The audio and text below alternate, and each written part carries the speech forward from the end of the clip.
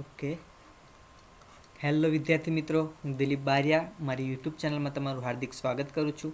વિદ્યાર્થી મિત્રો, આજે આપણે ધોરણ 12 રસાયણ વિજ્ઞાનના એમસીક્યુની પ્રેક્ટિસ કરીશું. વિદ્યાર્થી મિત્રો, આજે હું ફક્ત તમને ચેપ્ટર 1ના એમસીક્યુ સોલ્વ કરાવીશ અને નેક્સ્ટ વિડીયોમાં આપણે ચેપ્ટર 2, ચેપ્ટર 3 દરેક ચેપ્ટર આપણે આવરી લઈશું. વિદ્યાર્થી મિત્રો, જુઓ, કેમિસ્ટ્રી એક એવો સબ્જેક્ટ છે, તમને ઇન્ટરેસ્ટથી ભણવામાં ખૂબ જ મજા આવશે. તમને ઇન્ટરેસ્ટિંગ લાગશે, ભણવામાં ખૂબ જ મજા આવશે, પરંતુ એક્ઝામમાં માર્ક્સ નહીં આવે. બરાબર, આવું થયું હશે ઘણી વખત કે ભણવામાં ખૂબ મજા આવે છે પણ માર્ક્સ આવતા નથી. બરાબર, અથવા આપણે સમજો કે એક્ઝામમાં 50 એમસીક્યુ છે તો પણ આપણે કેમિસ્ટ્રીમાં પાસ થઈ શકતા નથી. કેમ એવું થાય છે? કારણ કે આપણું ધ્યાન નહીં હોતું. આપણને કહેવામાં આવે છે કે ભાઈ દિવસના 30 એમસીક્યુ વાંચો તો મહિનાના 30 લેખે કેટલા થઈ જશે? 900 એમસીક્યુ.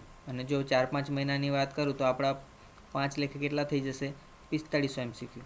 તો વિદ્યાર્થીઓને આ ફોર્મ્યુલાથી વિદ્યાર્થીઓ ખુશ થઈ જાય કે વાહ, 4500માંથી આપણને ફક્ત કેટલા 50 જ કરવાના ને, તેમ છતાં પણ આવડતું નથી. એમસીક્યુ એના ખોટા પડે છે. કેમ? કારણ કે એને પ્રેક્ટિસ નથી કરી એમસીક્યુની. બરાબર છે.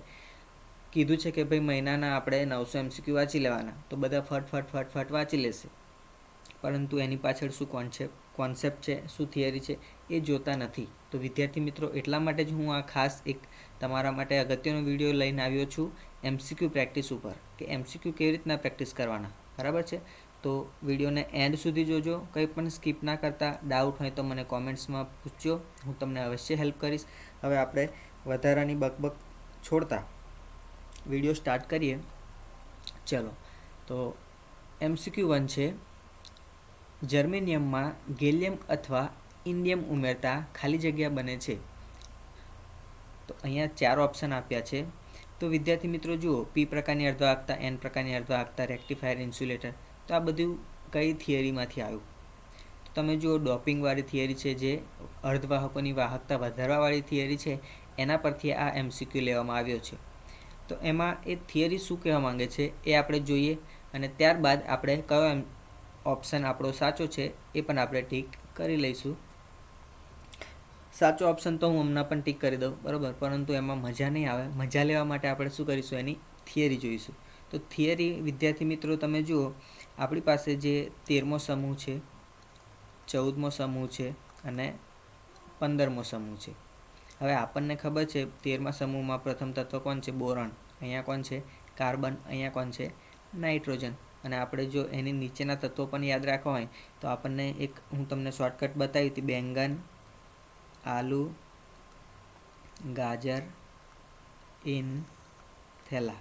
બરાબર, અહીંયા શું હતું આપણું? કાશી ગયે સંત પ્રભુ. અહીંયા શું હતું? ન્યૂઝીલેન્ડ, પાકિસ્તાન, ઓસ્ટ્રેલિયા, સબ ભિખારી. એટલે કે નાઇટ્રોજન, ફોસ્ફરસ, આર્સેનિક, એન્ટીમની અને bismuth, carbon, silicon, germanium, tin, lead, boron, aluminium, gallium, indium અને થેલિયમ.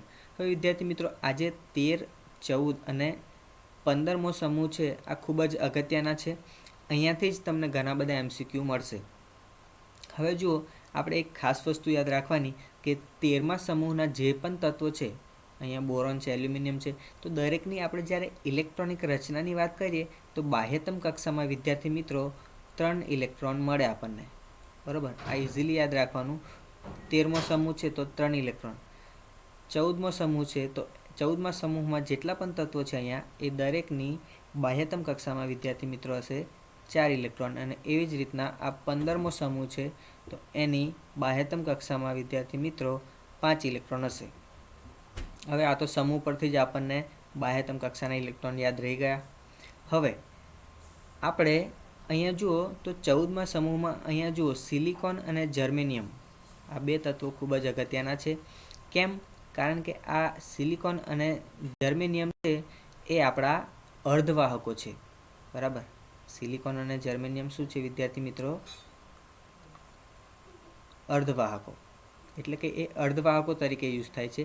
તો આ અર્ધવાહકોની વાહકતા વધારવા માટે, બરાબર, અર્ધવાહકોની વાહકતા શું કરવાની છે? આપણે વધારવાની છે. તો એ વધારવા માટે એમાં અશુદ્ધિ ઉમેરવામાં આવે. અશુદ્ધિ એટલે કે આ બાજુમાંથી એલ્યુમિનિયમ અથવા ગેલિયમ અથવા ઇન્ડિયમ અથવા આ બાજુની વાત કરું તો ફોસ્ફરસ, આર્સેનિક અથવા આ એન્ટીમની છે. તો આ તત્વો અહીંયા ઉમેરવામાં આવે છે. શેની અંદર? સિલિકોન અને જર્મેનિયમમાં. અને એ જે અશુદ્ધિ ઉમેરવામાં આવે એને વિદ્યાર્થી મિત્રો કહેવાય છે ડોપિંગ. તો તમને કદાચ 2 માર્કમાં એવો પણ પ્રશ્ન પૂછાય કે ડોપિંગ એટલે શું? તો તમારે આ વસ્તુ સમજાવવાની કે સિલિકોન અને જર્મેનિયમ છે એ લોકોની વાહકતા વધારવા માટે અશુદ્ધિ ઉમેરવામાં આવે એને શું કહેવાય છે? ડોપિંગ કહેવાય છે. હવે અહીંયા 2 વસ્તુ થઈ શકે. જો આપણે ઉમેરવાનું ક્યાં છે? 14મા સમૂહમાં, એટલે કે શેમાં? સિલિકોન અને જર્મેનિયમમાં ઉમેરવાનું છે. કોને ઉમેરવાનું છે? 13મા સમૂહના તત્વોને અથવા 15મા સમૂહના તત્વોને. તો જો આપણે અહીંયા 2 વસ્તુ આપણને મળશે. કાં તો આપણે 13મા સમૂહના તત્વોને ઉમેરી શકીએ, કાં તો આપણે 15મા સમૂહના તત્વોને પણ ઉમેરી શકીએ. અને અહીંયાથી જ આપણને જે પી અથવા એન પ્રકારની અર્ધવાહકતા છે એ આપણને ખબર પડી જશે. તો તમારે આ 3 સમૂહ ખાસ યાદ રાખવાના. બાહ્યતમ કક્ષાના ઇલેક્ટ્રોન યાદ રાખવાના અને એમાં કયા કયા તત્વો છે એ યાદ રાખવાના. અથવા એ પણ ના યાદ રહે તો એક જ તત્વ લઈ લો તમે. જો MCQમાં આપણને પૂછ્યું છે જર્મેનિયમમાં, હવે આપણને શું પૂછ્યું છે? ગેલિયમ અને ઇન્ડિયમ ઉમેરતા. તો જુઓ અહીંયા આ ગેલિયમ અને આ ઇન્ડિયમ, તો આ ઉમેરતા આપણને કયા પ્રકારની અર્ધવાહકતા મળે છે એ આપણે જોઈશું. હવે આપણે સૌથી પહેલાં આપણે એનું એક સ્ટ્રક્ચર બનાવી દઈએ. જેમ કે આપણી પાસે સમજો કે આ સિલિકોન છે. ચલો આપણે MCQમાં પૂછ્યું છે જર્મેનિયમ, તો અહીંયા હું જર્મેનિયમ લઈ લઉં. અહીંયા પણ જર્મેનિયમ.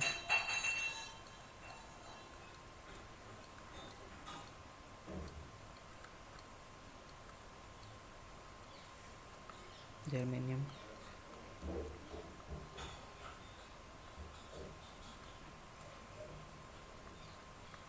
આ રીતના એનો લેટાઈસ તૈયાર થઈ જશે. હવે વિદ્યાર્થી મિત્રો આપણને ખબર છે આ જર્મેનિયમ 14મા સમૂહનું તત્વ છે. તો એની બાહ્યતમ કક્ષામાં અહીંયા કેટલા ઇલેક્ટ્રોન હશે? 4 ઇલેક્ટ્રોન હશે. એવી જ રીતના અહીંયા પણ કેટલા ઇલેક્ટ્રોન હશે? 4 ઇલેક્ટ્રોન હશે. એવી રીતના દરેક જેટલા પણ જર્મેનિયમ છે એમાં અહીંયા 4 ઇલેક્ટ્રોન હશે અને આ રીતના બંધ બનેલા હશે. હવે આપણે શું કરીશું કે આપણે અહીંયાથી ગેલિયમ અથવા ઇન્ડિયમને ઉમેરીએ. હવે જો ગેલિયમની બાહ્યતમ કક્ષામાં કેટલા ઇલેક્ટ્રોન છે? જુઓ અહીંયા 13મા સમૂહનું તત્વ છે તો 3 ઇલેક્ટ્રોન છે. તો સમજો કે આપણે અહીંયા આ જર્મેનિયમ છે એને અહીંયાથી હટાવી દઈએ અને એની જગ્યા પર આપણે શું ઉમેરવાનું છે? ગેલિયમ. તો જુઓ અહીંયા GEની જગ્યા પર હવે અહીંયા શું લખું છું? GA. એટલે કે આપણે ગેલિયમને હટાવીને અહીંયા શું ઉમેરી દીધું છે? ગેલિયમ. જર્મેનિયમને હટાવીને આપણે શું ઉમેર્યું છે? ગેલિયમ. ખબર પડી? હવે અહીંયાથી જર્મેનિયમને આપણે હટાવ્યું તો 4 ઇલેક્ટ્રોન અહીંયાથી નીકળી ગયા. એટલે કે અહીંયા આ 4 શું થઈ ગયા? હોલ પડી જશે, છિદ્ર. અને આપણે ગેલિયમ ઉમેર્યું છે. હવે ગેલિયમ પાસે બાહ્યતમ કક્ષામાં કેટલા ઇલેક્ટ્રોન છે? જો ઉપર 13મા સમૂહની ઉપર કેટલા છે? 3 ઇલેક્ટ્રોન. એનો મતલબ કે ચલો આ 1 ઇલેક્ટ્રોન અહીંયા ગોઠવાઈ ગયો સમજો, બીજો અહીંયા ગોઠવાઈ ગયો, ત્રીજો અહીંયા ગોઠવાઈ ગયો. હવે ચોથો જે ઇલેક્ટ્રોન છે એ ગોઠવાશે નહીં, કારણ કે એની પાસે કેટલા ઇલેક્ટ્રોન છે? 3 જ. તો ચોથો ઇલેક્ટ્રોન જે અહીંયા ગોઠવાવો જોઈએ ત્યાં આપણને અહીંયા શું જોવા મળે છે? એક છિદ્ર, એક હોલ પડે છે. બરાબર. અને આ જે છિદ્ર છે એને આપણે એઝ અ પોઝિટિવ ચાર્જ તરીકે અહીંયા ટ્રીટ કરવાનું છે. એટલે કે અહીંયા જે છિદ્ર પડ્યું હવે શું થશે? પોઝિટિવ. પોઝિટિવ પરથી જ આને આપણે નામ આપીશું P. મતલબ કે જર્મેનિયમમાં ગેલિયમ ઉમેરતા આપણને આ P પ્રકારની અર્ધવાહકતા મળશે. એટલે કે જુઓ અહીંયા આપણે આ 13મા સમૂહના તત્વોને 14મા સમૂહમાં ઉમેરીશું તો આપણને કઈ પ્રકારની અર્ધવાહકતા મળશે? P પ્રકારની. ખ્યાલ આવી ગયો આ વસ્તુ? કેમ? કારણ કે અહીંયા છિદ્ર પડે છે અને છિદ્રને આપણે પોઝિટિવ ચાર્જ તરીકે લઈએ છીએ. હવે વાહકતા કેવી રીતના વધશે? તો જો આ છિદ્ર પડ્યું ને, હવે ત્યાં ઇલેક્ટ્રોન નથી, તો આ બાજુમાં ગેલિયમ પાસે અહીંયા બાજુ છે જર્મેનિયમ છે. આ જર્મેનિયમમાંથી બાજુમાંથી ઇલેક્ટ્રોન અહીંયા આવીને કૂદકો મારી શકશે. બરાબર. અહીંયાથી ઇલેક્ટ્રોન અહીંયા કૂદકો મારીને આવી ગયો. ચલો અહીંયા જગ્યા ભરાઈ ગઈ ઇલેક્ટ્રોનની, પરંતુ અહીંયા ફરી પાછું છિદ્ર પડશે. હવે અહીંયા છિદ્ર પાછું પડ્યું તો એને ભરવા માટે બાજુનો ઇલેક્ટ્રોન અહીંયાથી કૂદકો મારશે. એવી રીતના અહીંયા બાજુમાંથી. તો અહીંયા આવી રીતના ઇલેક્ટ્રોન છે એ છિદ્ર પર કૂદકો મારશે અને છિદ્ર ભરી દેશે. હવે પોતાની જગ્યા ફરી ખાલી પડશે ત્યાં બાજુનો ઇલેક્ટ્રોન આવશે. તો આવી રીતના ઇલેક્ટ્રોનની મૂવમેન્ટ ચાલુ રહેશે અને ઇલેક્ટ્રોનની મૂવમેન્ટ વધે, બરાબર, ઇલેક્ટ્રોનની ગતિ વધે એટલે એની વાહકતામાં શું થાય? વધારો. કારણ કે આપણને ખબર જ છે ઇલેક્ટ્રોનના લીધે જ કોઈ પણ તત્વની વાહકતા વધે છે. તો અહીંયા આપણે જોયું કે 13મા સમૂહને આપણે 14મા સમૂહમાં એડ કરીશું તો આપણને પી પ્રકારની અર્ધવાહકતા મળે છે. તો MCQમાં પણ એવું પણ પૂછી શકે કે 13મા સમૂહને આપણે 14મા સમૂહમાં એડ કરવાથી આપણને ખાલી જગ્યા પ્રકારની અર્ધવાહકતા મળે છે. તો તમને આ પણ આવડવું જોઈએ. ડોપિંગ એટલે શું એ પણ આવડવું જોઈએ. અથવા અહીંયા જર્મેનિયમ આપ્યું છે અને ગેલિયમ આપ્યું છે. હવે એક્ઝામમાં જો એવું પણ પૂછી શકે કે સિલિકોનમાં એલ્યુમિનિયમ ઉમેરતા કયા પ્રકારની અર્ધવાહકતા મળે, તો એ પણ શું આવશે? પી પ્રકારની. તો અહીંયાથી જેટલા પણ ક્વેશ્ચન બને એ તમને બધા આવડવા હવે જોઈએ. ચલો, આ વસ્તુ ખબર પડી ગઈ.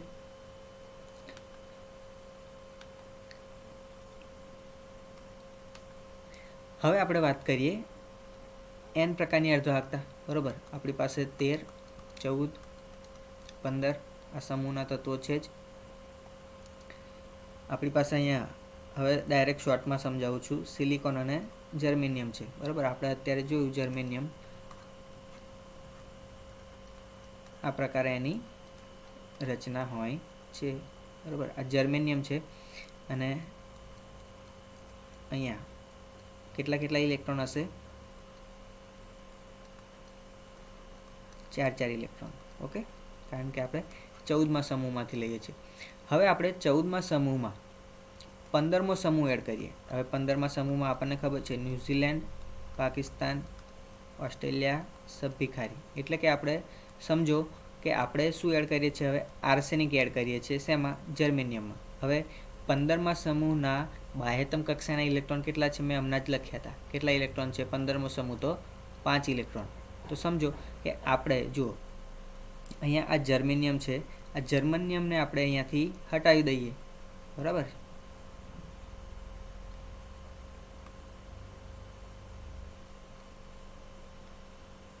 ઓકે. ચલો, અહીંયાથી આપણે શું હવે જર્મેનિયમ હટાવી દીધું અને એની જગ્યા પર આપણે ઉમેરીએ છીએ આર્સેનિક. હવે આર્સેનિકની બાહ્યતમ કક્ષામાં કેટલા ઇલેક્ટ્રોન છે? 5. હવે અહીંયા જગ્યાઓ કેટલી હતી? જુઓ, 1, 2, 3 અને 4 જ ખાલી જગ્યા હતી અને ઇલેક્ટ્રોન આપણે કેટલા ઉમેરવાના છે? 5. મતલબ એક ઇલેક્ટ્રોન શું થશે? વધી જશે. બરાબર ને? ચલો, અહીંયા આર્સેનિક લીધો તો અહીંયા એક ઇલેક્ટ્રોન આવી ગયો, અહીંયા આવી ગયો, અહીંયા એક ઇલેક્ટ્રોન આવી ગયો અને અહીંયા ઇલેક્ટ્રોન આવી ગયો.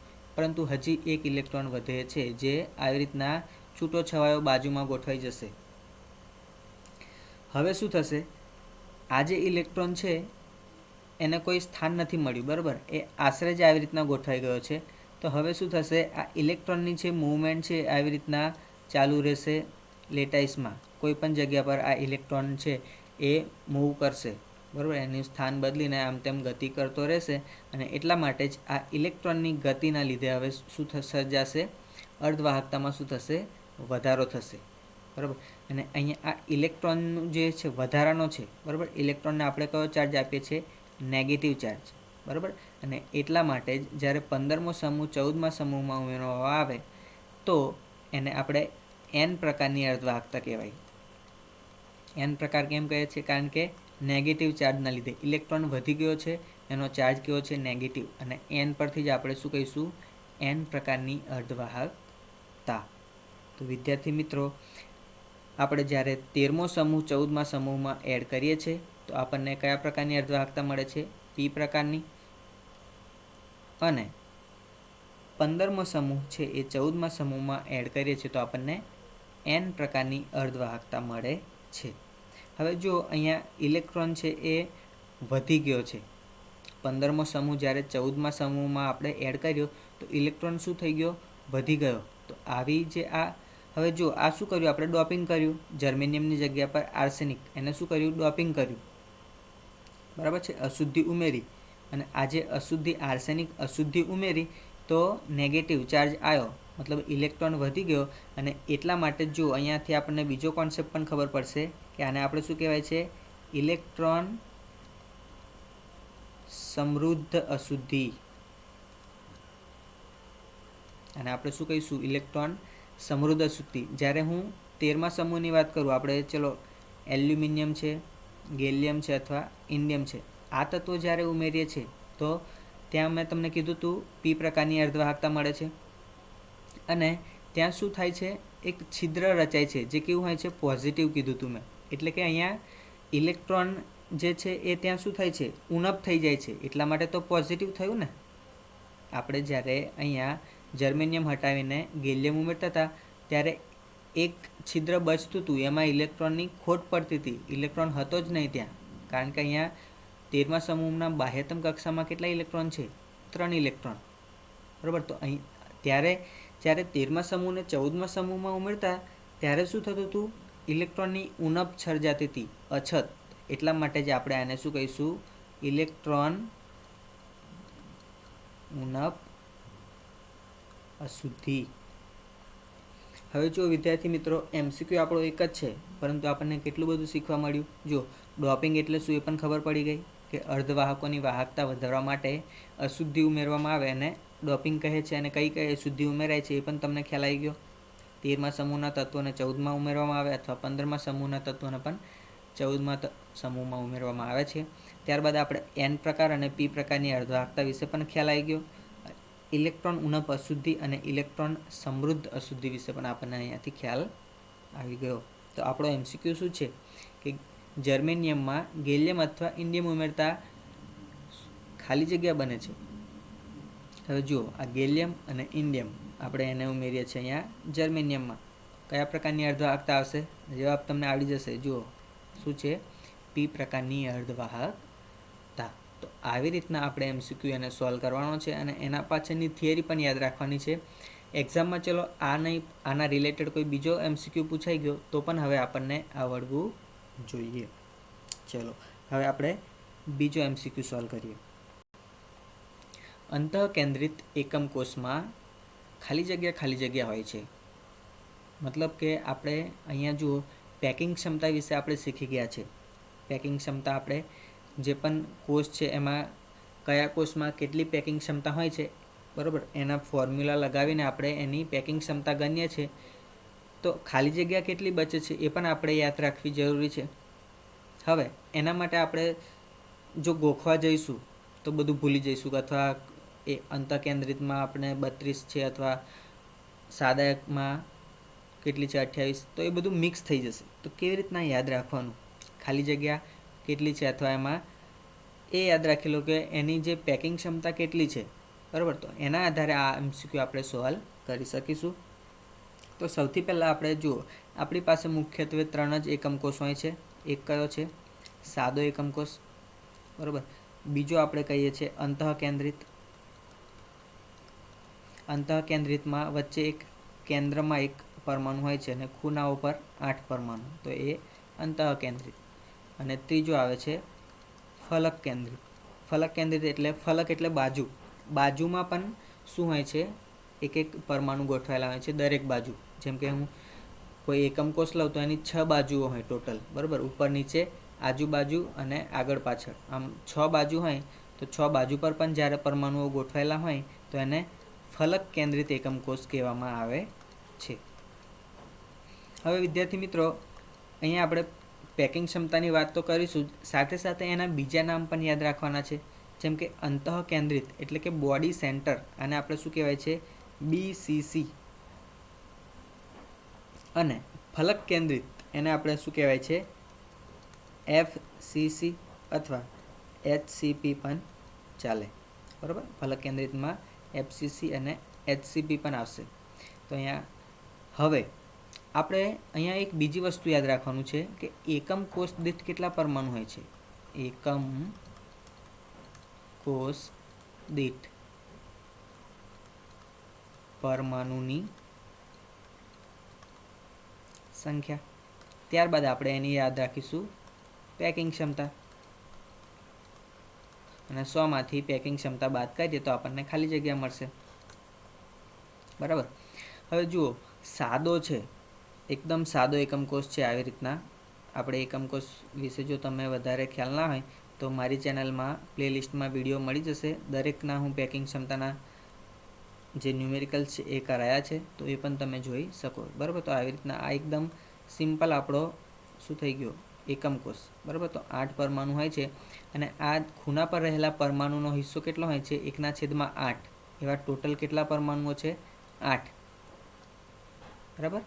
1/8 શું છે? એની ભાગીદારી એકમ કોષમાં. અને એવા ટોટલ કેટલા પરમાણુ છે? ખૂણા 8 છે તો 8 પરમાણુ છે. તો 8માંથી 8 અને 8 કેન્સલ થઈ જાય તો આપણને મળે 1. તો સાદા એકમ કોષમાં પરમાણુની સંખ્યા n બરાબર આપણને શું મળશે? 1. એવી જ રીતના અંતઃકેન્દ્રિતમાં આવી રીતના એક વચ્ચે પણ પરમાણુ હશે. અહીંયા કેન્દ્રમાં એક વચ્ચે પણ પરમાણુ હશે. તો એ આખો ગણવાનો અને આ ખૂણા પરના 8 છે એનો 1 થઈ જાય, કારણ કે 1/8 હિસ્સો હોય છે, બરાબર. આ વસ્તુ ખબર ના પડે, જો એટલી ડિફિકલ્ટ લાગતી હોય તો તમે ડાયરેક્ટ યાદ રાખવું હોય તો જો અંતઃકેન્દ્રિત એટલે બોડી સેન્ટર, બી પરથી યાદ રાખવાનું તમારે 2. બી પરથી તમારે શું યાદ રાખવાનું કે અંતઃકેન્દ્રિત એકમ કોષમાં પરમાણુની સંખ્યા કેટલી હશે? 2. અને ફલક કેન્દ્રિત એકમ કોષમાં પરમાણુની સંખ્યા કેટલી હશે? આ તમે જો અહીંયા એફસીસી પરથી તમારે યાદ રાખો 4. તો અહીંયા એનની સંખ્યા કેટલી આવશે? 4. જો તમે આ ડિટેલમાં જાણવા માંગતા હોય તો ચેપ્ટર 1ના દરેક વિડીયો મેં મૂક્યા છે, એમાં ડિટેલમાં આ વસ્તુ તમને સમજાવી છે, તો તમે એ પણ સહારો લઈ શકો. પરંતુ આ અહીંયા જો હવે વિધિન અ મંથ તમારી એક્ઝામ હશે તો શોર્ટમાં તમારે યાદ રાખવું હોય તો સાદામાં એકમ કોષ દીઠ પરમાણુ સંખ્યા 1 છે. અંતઃકેન્દ્રિતને બીસીસી યાદ રાખજો જ, તો તમને આ શોર્ટ ટ્રીક કામ લાગશે. હવે બીસીસી 2 પરથી યાદ રાખો, બી પરથી 2 અને અહીંયા એફ છે તો ફલક, ફ પરથી 4, તો આપણે અહીંયા 4, બરાબર. તો એફસીસીમાં કેટલા પરમાણુ હશે? 4. હવે આ વાત કરીએ આપણે પેકિંગ ક્ષમતાની. પેકિંગ ક્ષમતામાં પણ વિદ્યાર્થી મિત્રો શોર્ટકટ છે. જો અહીંયા સાદો એકમ કોષ છે તો આપણે અહીંયા પણ જો એસ પાડવાનો, બરાબર. અને અહીંયા પણ આપણે ઊંધો એસ પાડવાનો. તો આપણને આ શું મળી ગયું? પેકિંગ ક્ષમતા કેટલી છે? 52%. સાદા પરથી એસ પાડવાનો, એસ પરથી ઊંધો એસ પાડવાનો, એટલે આપણને 52% આ શું મળી ગયું? એની પેકિંગ ક્ષમતા સાદા એકમ કોષની. હવે વાત કરીએ અંતઃકેન્દ્રિત એકમ કોષમાં. હવે અંતઃકેન્દ્રિત એકમ કોષમાં આપણે અહીંયા જુઓ શું લઈએ છીએ? બી, બરાબર, બોડી સેન્ટર. તો આપણે અહીંયા શું યાદ રાખવાનું? બી. જો આ તમને બી જેવો લાગશે હવે, બરાબર. આમ બી જેવો પણ લાગે છે, 8 જેવો પણ લાગે છે, અને આગળ આપણે શું મૂકી દેવાનું? 6. તો આ શું થઈ જશે?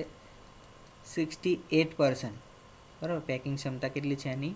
અંતઃકેન્દ્રિતની એટલે કે બીસીસીની પેકિંગ ક્ષમતા કેટલી છે? 68%, બરાબર. અને હવે વાત કરીએ આપણે ફલક કેન્દ્રિત એટલે કે એફસીસી, બરાબર. તો અહીંયા આપણે ફ પરથી 4 યાદ રાખવાનું, બરાબર. તો અહીંયા આપણે લખી દઈએ 4 અને અહીંયા આપણે જો એફથી સ્ટાર્ટ થાય છે તો એફ જેવો ઊંધો એફ લખી નાખીએ, બરાબર. આપણે અહીંયા શું યાદ રાખવાનું? ઊંધો એફ લખો અથવા ફ પરથી 4 પણ યાદ રાખો, તો આપણને પેકિંગ ક્ષમતા કેટલી મળશે? અહીંયા 74%, બરાબર. તો આ આપણી શું થઈ ગઈ? પેકિંગ ક્ષમતા. અમુક વાર ખાલી જગ્યા ના પૂછે ને પેકિંગ ક્ષમતા પૂછે તો એ પણ આવડવું જોઈએ. અને હવે આપણને અહીંયા શું પૂછ્યું છે? ખાલી જગ્યા શેમાં? અંતઃકેન્દ્રિત, બરાબર. હવે અંતઃકેન્દ્રિતમાં જો 68% શું છે? જગ્યા ભરાયેલી છે, બરાબર. તો આપણે 100માંથી 68 બાદ કરીએ, બરાબર. તો આપણને જવાબ શું મળશે? અહીંયા 32% મળશે. તો હવે અંતઃકેન્દ્રિત એકમ કોષમાં કેટલી ખાલી જગ્યા છે? 32%. તો અહીંયા આપણો સાચો આન્સર શું આવશે? ડી, 32%, બરાબર. હવે અહીંયાથી બીજું શું પૂછી શકે? તો એ લોકો એવું પણ પૂછી શકે ફલક કેન્દ્રિત એકમ કોષમાં ખાલી જગ્યા જણાવો. તો આપણને અહીંયા આવડવું જોઈએ 100 માઇનસ શું કરવાના? 74. જો ફલક કેન્દ્રિત પૂછે તો, અને સાદા એકમ કોષમાં પૂછે તો 100 માઇનસ 52. તો હવે આપણને બીજા એને રિલેટેડ 3-4 MCQ આવડવા જોઈએ, બરાબર. જેમ કે હું વાત કરું કે સાદા એકમ કોષમાં પરમાણુની સંખ્યા કેટલી હશે? તો કેટલી હશે? 1. આ પણ આવડવું જોઈએ. અંતઃકેન્દ્રિત એકમ કોષમાં પરમાણુ સંખ્યા તો કે 2. ફલક કેન્દ્રિત એફસીસીમાં તો 4. આ વિદ્યાર્થી મિત્રો ફલક કેન્દ્રિત વારંવાર પૂછે છે અને ફલક કેન્દ્રિત એકમ કોષમાં પરમાણુની સંખ્યા 4 હોય છે. આ ખાસ યાદ રાખવાનું છે. આગળના MCQ પણ આપણે સોલ્વ કરીશું તો આ વસ્તુ આવશે જ. તો એવી રીતના આપણે વિદ્યાર્થી મિત્રો આ એક જ MCQ પરથી ઘણા બધા MCQ સોલ્વ કરી શકીએ. અને આ ટેબલ ખાસ તમારે યાદ રાખવાનું છે. જો આ વસ્તુ તમને યાદ ના રહેતી હોય તો વ્યવસ્થિત લખી નાખો ટ્રીક સાથે, અને આ જ રીતના તૈયારી કરો તો જ તમને આ વસ્તુ આવડશે. હવે થોડો આપણે અઘરા MCQ લઈએ. MCQ 3. મેં તમને IMP ક્વેશ્ચન આપ્યા છે, અથવા મેં ડિસ્કશન પણ કર્યું હતું, એનો વિડીયો પણ મેં તમને આપ્યો છે. એમાં મેં ખાસ વસ્તુ કીધું હતું કે આ રીતના MCQ ઘણી વખત પૂછાઈ જાય છે કે એક સંયોજનમાં Y પરમાણુઓ CCP લેટિસ બનાવે છે, X તત્વના પરમાણુઓ સમચતુષ્ફલકીય છિદ્રોના 2/3 ભાગ રોકે છે, તો સંયોજનનું સૂત્ર શું થાય? આ સંયોજનના સૂત્ર પર MCQ 100% પૂછાય. બરાબર, આ ના પૂછે તો બીજો કોઈ પણ 100% એક આવો MCQ આવે જ છે. તો આ પ્રકારના MCQ કેવી રીતના સોલ્વ કરવા? તો વિદ્યાર્થી મિત્રો એકદમ સિમ્પલ છે આ વસ્તુ. બરાબર, આપણે ઘણી વખતે શું થાય કે MCQ જોઈને જ ગભરાઈ જઈએ કે આ તો ના જ આવડે. પરંતુ આવા MCQ આવે ને તો તમારે કેવી રીતના સોલ્વ કરવા? તો જુઓ, ધ્યાન આપો. હવે જુઓ, આપણને શું કીધું છે? એક સંયોજનમાં Y પરમાણુઓ CCP લેટિસ બનાવે છે. બરાબર, અહીંયા લેડિસ થઈ ગયું છે, પરંતુ શું છે? CCP લેટિસ બનાવે છે. CCP એટલે આપણો જુઓ CCP લેટિસ એટલે આપણે ખાસ યાદ રાખવાનું, આપણો શું છે? ફલક કેન્દ્રિત એકમ કોષ.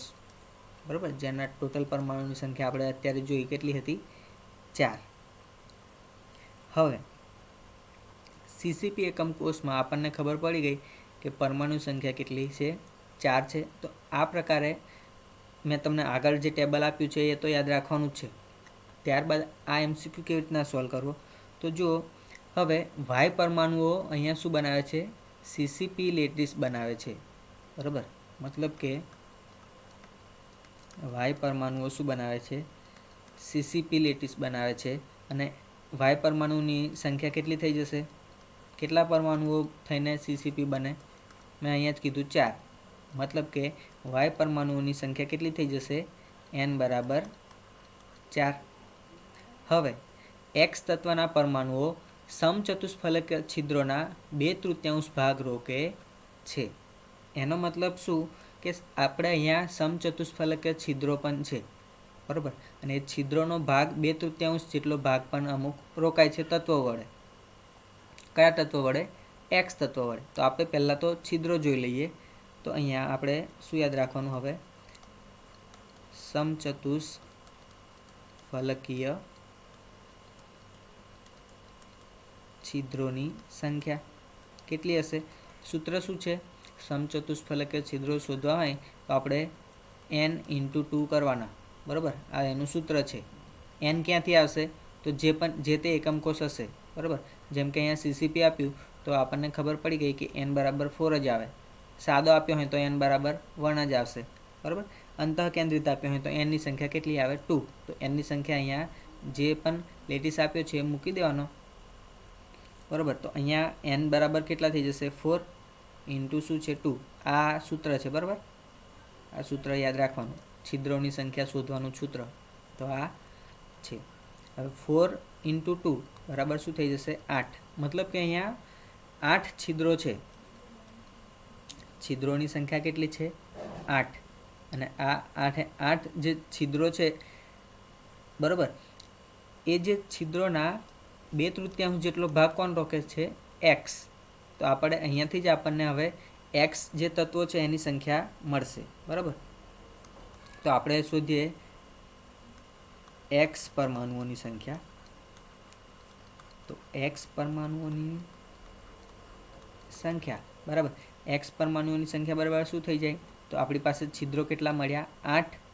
અને આ 8 છિદ્રો છે એ કેટલી જગ્યા રોકે છે? 2/3 જેટલી. બરાબર, તો ટોટલ છિદ્રો અને એના દ્વારા રોકાયેલી જગ્યા, બરાબર, આ 2/3 જગ્યા કોણ રોકે છે? X પરમાણુઓ. બરાબર, તો X પરમાણુની સંખ્યા બરાબર આપણને શું મળે? 8 × 2/3. બરાબર, તો અહીંયા શું થઈ જશે? 8 × 2 = 16. બરાબર, અહીંયા ઉપરનો ગુણાકાર થઈ જાય, નીચે શું આવશે? 3. બરાબર, તો X પરમાણુઓની સંખ્યા આપણને કેટલી મળી? 16/3 બરાબર છે। હવે આપણે જુઓ y બરાબર આપણને કેટલા મળ્યા અને x બરાબર કેટલા મળ્યા। તો x બરાબર આપણને કેટલા મળ્યા 16/3, y બરાબર આપણને કેટલા મળ્યા 4। જુઓ અહીંયા જ આપણે સૌપ્રથમ y શોધ્યા। હવે અહીંયા જુઓ આ x અને y નો અહીંયા જે પણ સંખ્યા મળે એનો આપણે શું કરવાનું ગુણાકાર કરી દેવાનો બરાબર। તો આ 3 ક્યાં જતો રહેશે ઉપર, તો 4 તરી શું થઈ જાય 12, સિમ્પલ છે ને બરાબર। તો અહીંયા શું થઈ જશે x 16 અને y અહીંયા શું થઈ જશે 12। હવે આનું આપણે શું કરવાનું સિમ્પ્લિફિકેશન આપી દેવાનું બરાબર। તો અહીંયા શું જાય 4 તરી 12 અને અહીંયા 3 ચોક 12 બરાબર। ઉડાડીશું તો આ પ્રમાણે ભાગ ઉડશે 4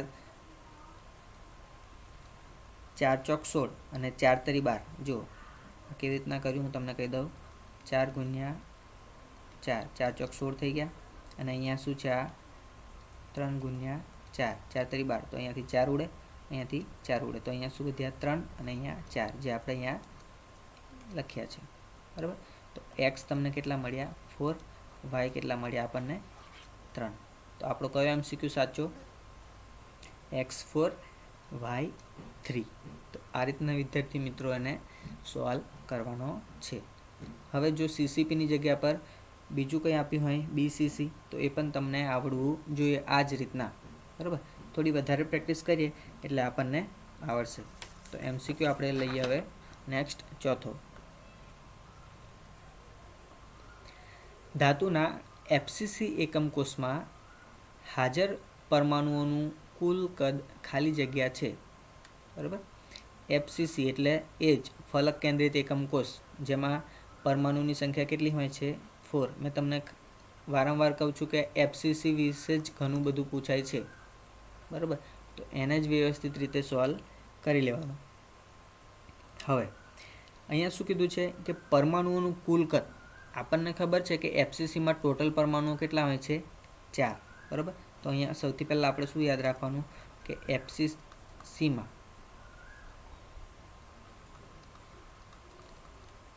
પરમાણુની સંખ્યા બરાબર શું આવશે 4। આ તમને મેં આગળ જે ટેબલ આપ્યું એમાં પણ લખેલું જ છે, ફ પરથી 4 યાદ રાખવાની બરાબર। હવે આગળ શું કીધું છે કે પરમાણુઓનું કુલ કદ 4 પરમાણુઓ છે પણ એનું કુલ કદ કેટલું હશે બરાબર। તો કદ માટેનું સૂત્ર તમારે યાદ રાખવાનું છે બરાબર।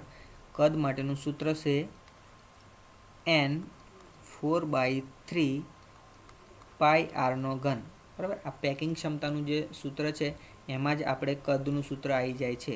ઉપરની બાજુ કદનું સૂત્ર લખીએ અને નીચે આપણે બીજી વસ્તુ લખીએ છીએ બરાબર। તો આ કદનું સૂત્ર યાદ રાખી લો n 4/3 પાઈ આરનો ઘન।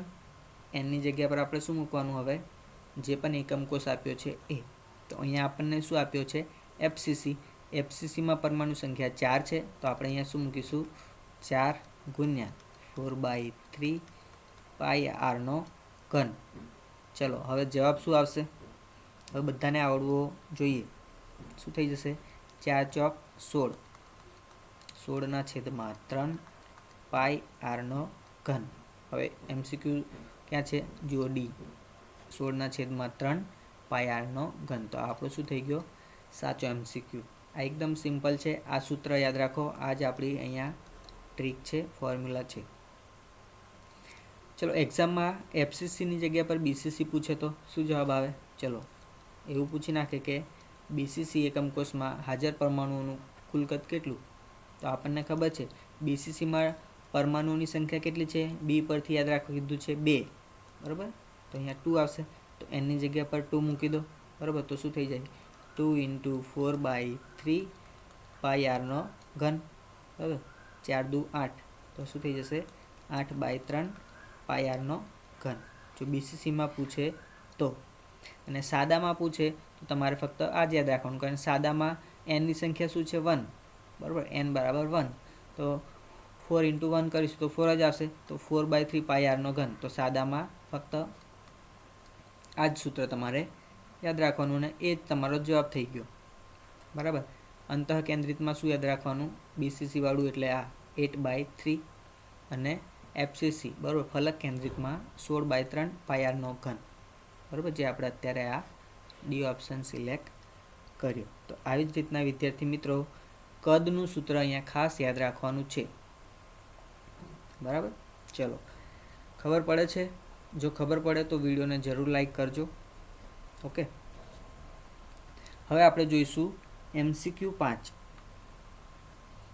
બરાબર. ફરી ફલક કેન્દ્રિત આવી ગયો, જુઓ મેં કીધું હતું ને આજ પૂછાય છે. એક ફલક કેન્દ્રિત ઘન રચનામાં એ પરમાણુઓ ઘનના ખૂણા પર અને બી પરમાણુઓ ફલકના કેન્દ્ર પર હોય. જો એક ફલકના કેન્દ્ર પરથી બી પરમાણુઓને વિસ્થાનીકૃત થાય તો સંયોજનનું સૂત્ર શું થશે, બરાબર. આમ વાંચીએ ને તો થોડું ગભરામણ થઈ જાય, પરંતુ આપણે કંઈ નહીં, એકદમ સિમ્પલ જોઈ લઈએ. એ પરમાણુઓ ખૂણા પર છે, બરાબર. આપણો ફલક કેન્દ્રિત એકમ કોષ છે, એમાં એ પરમાણુઓ ક્યાં છે? ખૂણા પર, બરાબર. તો આપણે એનો ફાળો ગણી લઈએ પહેલાં. એનો ફાળો કેટલા હોય છે? તો ખૂણા કેટલા હોય? 8, બરાબર. ખૂણા કેટલા હોય? 8. અને 8 ખૂણા પર એ પરમાણુઓ તો હશે, પરંતુ એવું નહીં કે 8 પરમાણુ જે 8 છે એ આખો એકમ કોષમાં સમાયેલો નહીં હોતો, બરાબર. આપણને ખબર છે 1/8 જેટલો સમાયેલો હોય, મતલબ એક જ પરમાણુને હું 8 ભાગ પાડું ને અને એમાંથી એક ભાગ ખૂણા પર મૂકું તો એક ખૂણો આપણો જે પરમાણુ મૂક્યો એ કેટલો આપણે મૂક્યો? 1/8 જેટલો. તો એવા આપણા 8 ખૂણા છે, બરાબર. આ થોડું બોલવામાં પણ કોમ્પ્લિકેટેડ લાગે છે, પરંતુ જો તમને ખ્યાલ ના આવે તો મારા વિડીયો તમે જોઈ શકો. આ કેવી રીતના પરમાણુની ગોઠવણી હોય છે એ મેં સમજાવ્યું છે, બરાબર. જે લોકોને યાદ છે એ લોકો આપણે આગળ વધીએ. તો 8 ગુણ્યા, હવે 8 એનો ફાળો કેટલો? 8 પરમાણુ હશે અને એક પરમાણુનો ફાળો કેટલો હશે? 1/8, બરાબર છે. તો આપણે 8 જાય 8 જાય તો જવાબ કેટલો આવશે? એનો ફાળો કેટલો છે? અહીંયા 1 છે, મતલબ એ પરમાણુ છે, બરાબર. એ કેટલો છે? અહીંયા 1. હવે વાત કરીએ બીનો ફાળો. હવે બી ક્યાં ગોઠવાયેલો છે? ફલક પર. હવે અહીંયા જુઓ, ખૂણા 8 છે, ફલક કેટલી છે? 6, બરાબર. તમે જે રૂમમાં બેઠા હશો તો તમે જુઓ, તમારી ઉપર અને નીચે 2 ફલક થઈ. હવે આજુ અને બાજુ કેટલી થઈ? 4. અને આગળ અને પાછળ, બરાબર, તમે જે બેઠા છો એની સામે અને તમારા પાછળની, બરાબર, એ પણ 2, એટલે ટોટલ કેટલી થઈ ગઈ? 6, બરાબર. તમારા રૂમમાં જોશો તો 6 ટોટલ બાજુ હશે. તો આપણે અહીંયા 6 બાજુ. હવે બાજુ પર તત્વ કેવી રીતના ગોઠવાય? તો આ જે બાજુ હોય ને એના પર અહીંયા વચ્ચે તત્વ ગોઠવવામાં આવે, એટલે કે અડધો પેલી બાજુ અડધો આ બાજુ. મતલબ કોષમાં જ્યારે વાત કરીએ તો 1/2 જેટલો જ હોય, અડધો, બરાબર. અડધો જ તત્વ આપણે એનો ગણવાનું. જો ખૂણા પર આપણે કેટલો ગણીએ છીએ? 1/8. તો બાજુનો આપણે કેવો ગણવાનું? 1/2. મતલબ કે એક બાજુ છે તો આવી રીતના ગોઠવાયેલું, અડધો બીજા એકમ કોષમાં, અડધો આ એકમ કોષમાં, બરાબર. તો અહીંયા આપણે શું કરીશું? 1/2, બરાબર. તો શું થઈ જશે? 3×2=6. માટે અહીંયા શું જવાબ આવશે? 3. ખ્યાલ આવી ગયો? આપણે 6ને ઉડાડ્યા, 3×6 તો 2 કેન્સલ થઈ ગયા, અહીંયાથી 2 નીકળી ગયા, તો આ 3. તો જવાબ આપણો શું આવ્યો? બીનો ફાળો કેટલો છે? 3. તો બરાબર. તો આપણે અહીંયા સૂત્ર શું થઈ જાય? જુઓ, A1 અને બીનો શું થઈ જાય? 3. પરંતુ એવું ક્યાં આપ્યું છે? A1 B3 આવું તો ક્યાં આપ્યું નથી, બરાબર. A2 આપ્યું છે, જુઓ અહીંયા 2 છે, 2 છે, મતલબ કે ડબલ કર્યા છે એને. તો આપણે બીને પણ ડબલ કરી દઈએ, બરાબર ને. તો અહીંયા આપણે શું કરવાનું? હવે ડબલ કરીએ. એને 2 કરીએ તો બીને કેટલા કરીશું? 6, બરાબર. A2 B6 પણ આપ્યું નહીં, બરાબર. અને MCQમાં અહીંયા હજી એક પણ વાક્ય છે કે એક ફલકના કેન્દ્ર પરથી બી પરમાણુ વિસ્થાનીકૃત થાય છે, મતલબ એક ફલક છે ત્યાંથી બી પરમાણુ શું થઈ જાય છે? ગાયબ થાય છે. ખ્યાલ આવી ગયો? તો અહીંયા યાદ રાખશું કે એક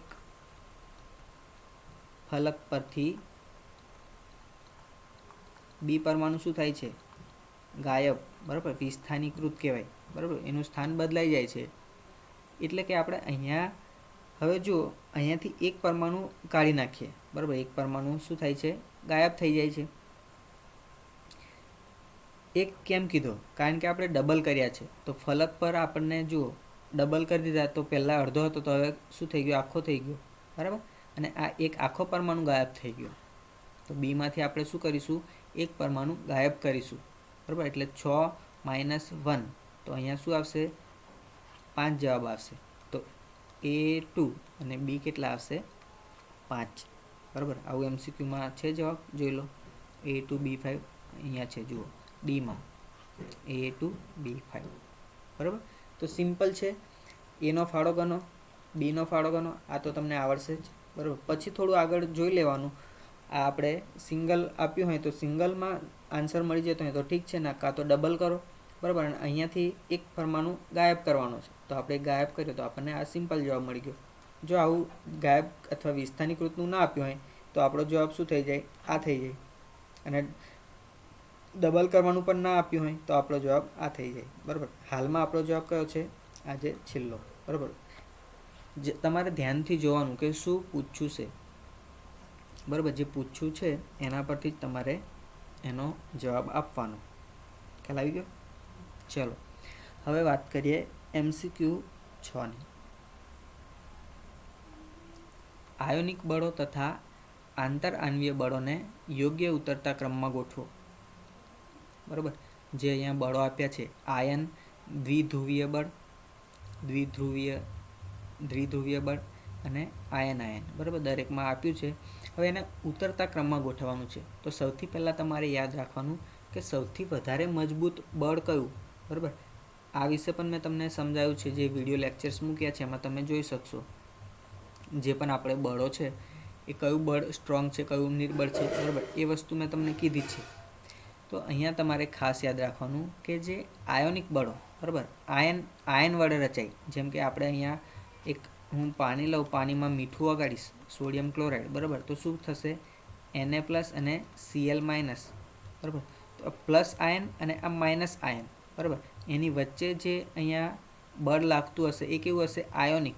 Na અને Cl વચ્ચે શું લાગતું હશે, બળ, આયોનિક બળ, બરાબર. આયન છે, પ્લસ અને માઇનસ ચાર્જ આપે એનો મતલબ શું કે એક પ્રકારના આયનો છે.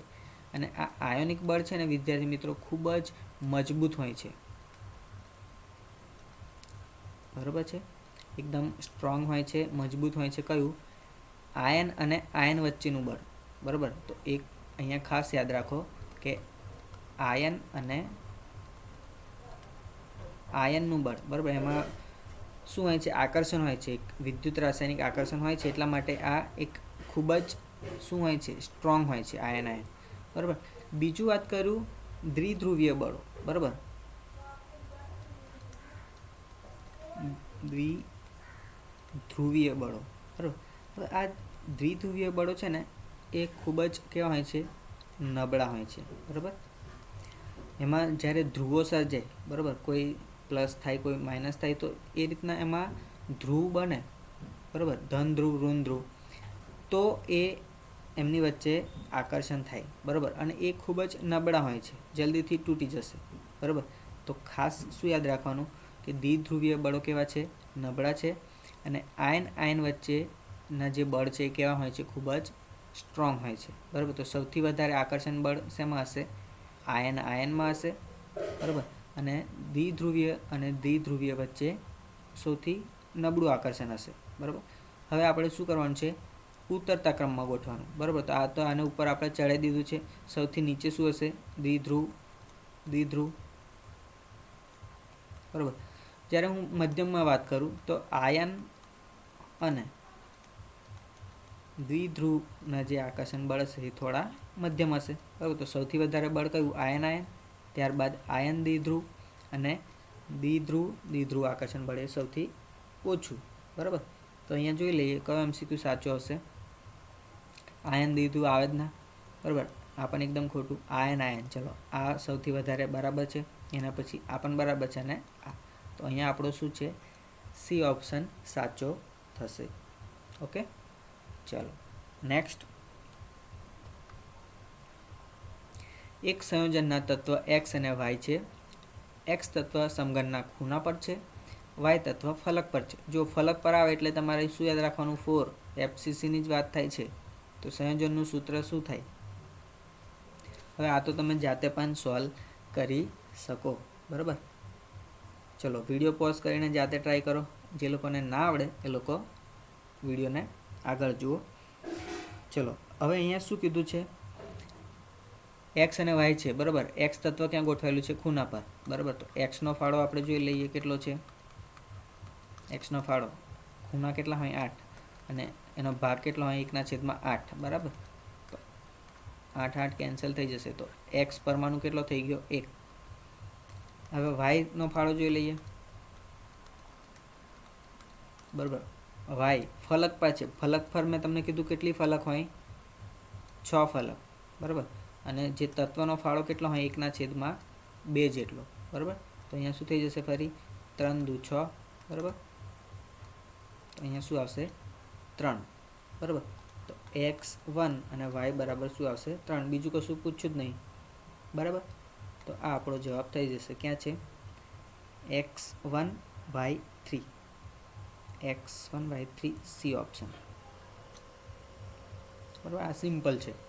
જો કોઈ વિસ્થાનીકૃત થાય એવું બધું પૂછ્યું હોય તો પછી આપણે ફર્ધર ગણતરી કરવાની, પરંતુ આ સિમ્પલ આપી દીધું હોય તો આવી રીતના આપણે શોધી લેવાનું.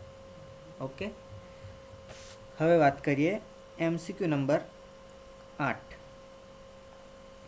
જો અમે તમને MCQ જે ઇમ્પોર્ટન્ટ ક્વેશ્ચન આપ્યા છે એમાં પણ મેં ક્ષતિ વિશે કીધું જ છે.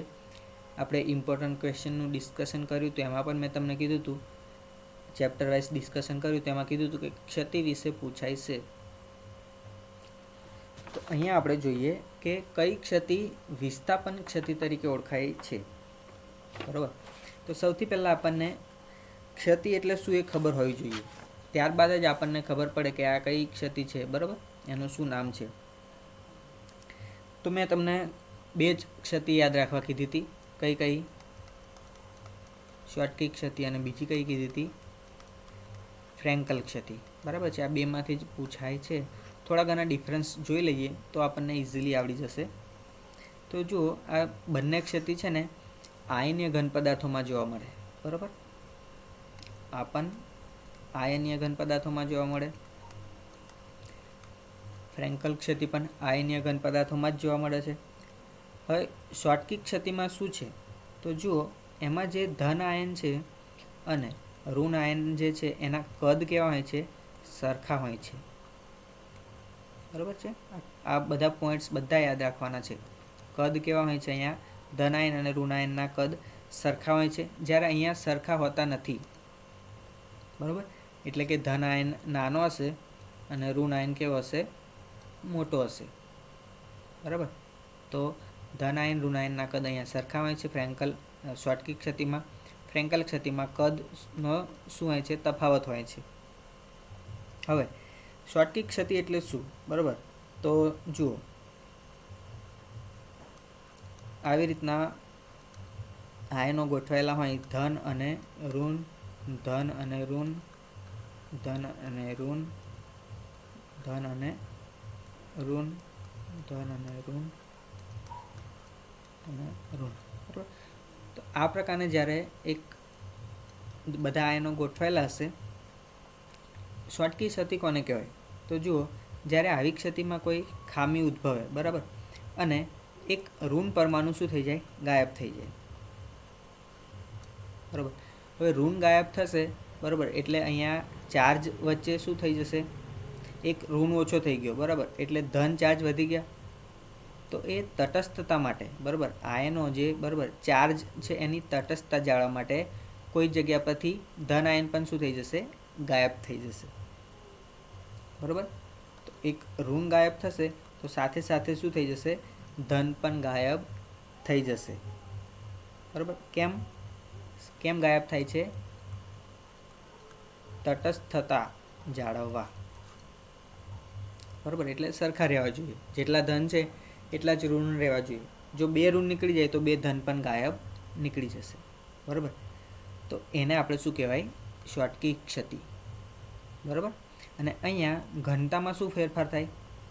હવે જુઓ, એક ઋણ નીકળી ગયો, એક ધન પણ નીકળી ગયો, ઘનતા શું થઈ જશે? ઘટે છે, બરાબર. આપણને ખાસ યાદ રાખો, ઘનતા શું થાય? ઘટે. અમુક વાર એવું પણ પૂછે કે કઈ ક્ષતિમાં ઘનતા ઘટે છે, તો તમારે યાદ રાખવાનું શોર્ટકી ક્ષતિમાં ઘનતા એની શું થાય? ઘટે. કારણ કે એક ધન નીકળી ગયો તો એક ઋણ પણ નીકળી જશે અને તટસ્થતા એની જળવાઈ રહેશે, બરાબર. ઉદાહરણની વાત કરું તો શોર્ટકી ક્ષતિમાં આપણે યાદ રાખવાનું NaCl, બરાબર. સોડિયમ Na+ અને Cl- બંનેના કદ કેવા હોય છે? ઓલમોસ્ટ સરખા, બરાબર. બીજું શું છે? KCl, બરાબર. AgCl, આ બધા એના શું છે? ઉદાહરણ પણ અમુક વાર MCQમાં પૂછે છે, તો ઉદાહરણ યાદ રાખો. શોર્ટકી ક્ષતિ કોને કહેવાય? બરાબર. તો આ જ વસ્તુ યાદ રાખવાની કે જ્યારે કોઈ પણ એક લેટાઈસમાંથી એક ઋણ નીકળે છે તો ધન પણ નીકળી જાય છે, અને શોર્ટકી ક્ષતિ કહે છે. કેમ નીકળે છે? તટસ્થતા જાળવવા માટે, બરાબર. અન્ય ઘન પદાર્થોમાં જોવા મળે અને કદમાં કેવા હોય? સરખા હોય, ધન અને ઋણ આયનો. આ આપણી શોર્ટકી ક્ષતિ થઈ ગઈ. ફ્રેન્કલ ક્ષતિની વાત કરું તો આવી રીતના હશે: ઋણ મોટો છે, ધન નાનો. ઋણ મોટો છે, ધન નાનો છે, બરાબર. ધન નાનો, ઋણ મોટો, ધન નાનો, ઋણ મોટો, આવી રીતના ગોઠવાયેલા હશે, બરાબર છે. હવે અહીંયા શું થશે? જો ધનનું કદ ખૂબ જ નાનું છે કમ્પેરિઝન કરીએ ઋણમાં, તો અહીંયાથી આ જ્યારે ધન છે એ કોઈ બાજુમાં પણ ખસી શકે, કારણ કે જગ્યા તો છે જ, બરાબર. તો એ શું થઈ જાય કે આ ધન પરમાણુ છે એ બાજુમાં ખસી જશે, બરાબર. હવે જો અહીંયાથી હું ખસાવી દઉં છું અને અહીંયાથી ભૂસી નાખું,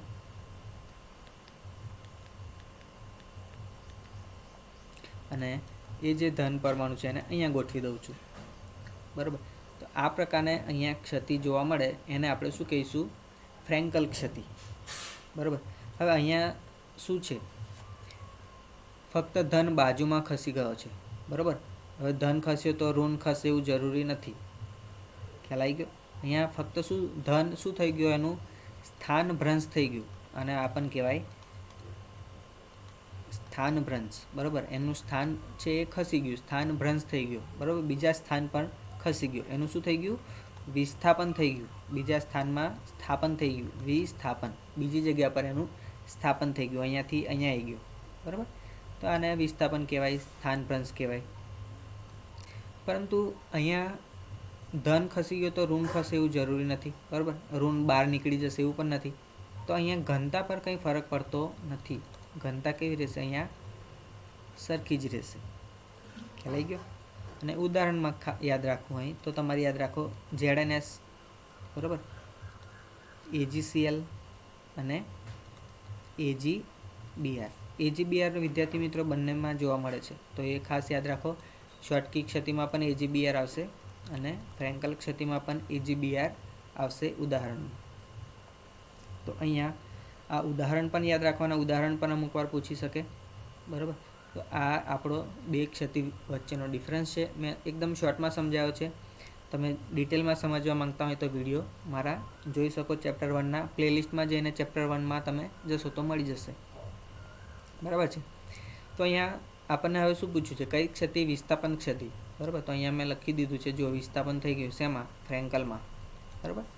તો અહીંયા કઈ જવાબ આવશે આપણો? એ ફ્રેન્કલ ક્ષતિ. ઓકે, બે જ ક્ષતિ વધારે કરવાની છે, બરાબર. અને આ તફાવત પણ યાદ રાખો, એ પણ 2 માર્ક્સમાં અમુક વાર પૂછાઈ જાય છે. ચલો હવે નેક્સ્ટ MCQ જોઈએ. 10. ફલક કેન્દ્રિત ઘનના એકમ કોષમાં પરમાણુઓની સંખ્યા અને અંતઃ કેન્દ્રિત ઘનના એકમ કોષમાં પરમાણુઓની સંખ્યાનો તફાવત કેટલો છે? એકદમ હલવો સવાલ છે આ તો, બરાબર. આપણને મેં તમને કીધું છે કે સાદો એકમ કોષ હોય તો પરમાણુની સંખ્યા કેટલો હોય? 1, બરાબર. અંતઃ કેન્દ્રિત એટલે શું? BCC. અને ફલક કેન્દ્રિત એટલે FCC, બરાબર. તો B પરથી મેં તમને યાદ રાખવું કીધું છે 2, અને 4 માંથી તમને યાદ રાખવાનું પરથી 4, બરાબર. તો આ પરમાણુની સંખ્યા મેં તમને પહેલાં જ કહી દીધી છે. હવે શું પૂછ્યું છે કે ફલક કેન્દ્રિત અને અંતઃ કેન્દ્રિત ઘનના એકમ કોષમાં પરમાણુઓની સંખ્યાનો તફાવત કેટલો? બરાબર. તો ફલક કેન્દ્રિતમાં કેટલા છે? 4. અંતઃ કેન્દ્રિતમાં કેટલા છે? 2. એનો તફાવત લેવો હોય તો માઇનસ કરો. 4 - 2 શું આવશે જવાબ 2, બરાબર. તો આ તફાવત શું મળ્યો આપણને 2, બરાબર. સાદો અને ફલક કેન્દ્રિત પૂછ્યો હોય તો તફાવત શું મળે આપણને? સાદામાં જુઓ, સાદા FCCમાં 4, સાદામાં 1, તો તફાવત શું મળે 3, બરાબર. તો અહીંયા કોઈ પણ તમને પૂછે તો યાદ રાખવાનું, આ એક સિમ્પલ ક્વેશ્ચન છે. અને હવે આપણે છેલ્લો MCQ જોઈએ. કોપર FCCનો એકમ કોષની ધાર લંબાઈ કેટલી છે? 361 pm છે. તો કોપરના એકમ કોષની પરમાણુ ત્રિજ્યા ખાલી જગ્યા થાય, બરાબર. કોપર શું છે? FCCનો છે, બરાબર. FCC બનાવે છે, મતલબ જે ફલક કેન્દ્રિત એકમ કોષ છે, બરાબર, એ કોપરના અહીંયા આયનોથી બને છે, બરાબર. અને એની ધારની લંબાઈ આપી છે 361 pm. તો ત્રિજ્યા શોધવાની છે એકમ કોષની, બરાબર. હવે અહીંયા છે ને R અને A વચ્ચેના સંબંધ યાદ રાખવાના દરેકના, બરાબર. આ પેકિંગ ક્ષમતાનું જે સૂત્ર આવે છે એની પહેલાં એની આપણે ધાર અને એનું કદ જ્યારે નક્કી કરીએ છીએ ત્યારે R અને A વચ્ચે આપણે એનો સંબંધ જોઈએ છે. તો એ સંબંધ ખાસ અહીંયા યાદ રાખવાનો. હું સંબંધ અહીંયા તમને દરેકના લખાવી દઉં છું. જો FCC આપ્યું હોય તો એનો સંબંધ છે R બરાબર A2√2, બરાબર. અને BCC આપ્યું હોય એટલે કે અંતઃકેન્દ્રિત એકમ કોષ આપ્યો હોય તો R બરાબર થઈ જશે √3/4, બરાબર. અને સાદો એકમ કોષ આપ્યો હોય, બરાબર, તો શું થઈ જશે? R બરાબર A/2, બરાબર. અહીંયા પણ A આવશે, A√3/4. તો આ ખાસ યાદ રાખો, અહીંયા ટેબલ બનાવી દો. સાદા માટે R બરાબર A/2, BCC માટે શું આવશે? R બરાબર A√3/4, બરાબર. તમારે આ ટેબલ ખાસ યાદ રાખવાનું, કારણ કે આ પેકિંગ ક્ષમતામાં પણ આ જ વસ્તુ ખૂબ જ અગત્યની છે. તો પેકિંગ ક્ષમતા વિશે મેં જે વિડીયો બનાવ્યો છે એ તમે જોઈ શકો, જો તમને ના આવડતું હોય તો. અને આવડતું હોય તો તમને આ ખ્યાલ જ હશે. હવે આના આપણી પાસે ફોર્મ્યુલા મળી ગયા. હવે અહીંયા શું છે? FCC પૂછ્યો છે, બરાબર. તો FCC માટે સૂત્ર શું આવશે? R બરાબર A/2√2, બરાબર. હવે એની જગ્યા પર આપણે શું મૂકી દેવાનું છે? ધારની લંબાઈ, કારણ કે A બરાબર આપણે ધારની લંબાઈ લઈએ છીએ, બરાબર. તો ધારની લંબાઈ આપણી પાસે કેટલી આપી છે? 361 પિકોમીટર, બરાબર. નીચે આપણે શું લઈશું હવે? 2√2 ને આપણે સિમ્પ્લિફિકેશન કરીએ તો 1.4 જેટલું મળે, બરાબર. તો આનો જવાબ આપણને મળશે. કેલ્ક્યુલેટરથી તમે જવાબ મારશો તો કેટલો મળશે? 127.63 જેટલો મળશે આશરે, બરાબર. તો આપણો જવાબ થઈ ગયો, બરાબર. ક્યાં છે? A પર, બરાબર. તો આ સૂત્ર યાદ રાખો. જુઓ, અમુક વાર MCQમાં એ પણ પૂછે કે FCCમાં R અને A વચ્ચેનો સંબંધ જણાવો, તો તમારે આ યાદ રાખવાનું, બરાબર. જો અહીંયા ફર્સ્ટવાળું. અથવા BCCમાં પૂછે કે A અને Rનો સંબંધ જણાવો, તો આ તમારે તારવવું પડશે, જે આપણે પેકિંગ ક્ષમતાના દાખલામાં આવે છે. પેકિંગ ક્ષમતા જે કેલ્ક્યુલેટ કરીએ છીએ એમાં A અને R વચ્ચેનો સંબંધ આપણે શોધીએ છીએ. અને એના પરથી જ આ એક સિમ્પલ તમને દાખલો પૂછી લીધો છે 1 માર્ક્સમાં. તો સિમ્પલ છે. 361ને ઉપર લીધા સૂત્ર પ્રમાણે, નીચે 2√2, તો જવાબ તમારો શું આવશે? 127, બરાબર છે. તો વિદ્યાર્થી મિત્રો, અહીંયા ટાઈમના અભાવે હું આટલા જ વિડીયો સોલ્વ કરાયા છે, બરાબર. ગળું બી સુકાઈ જાય છે.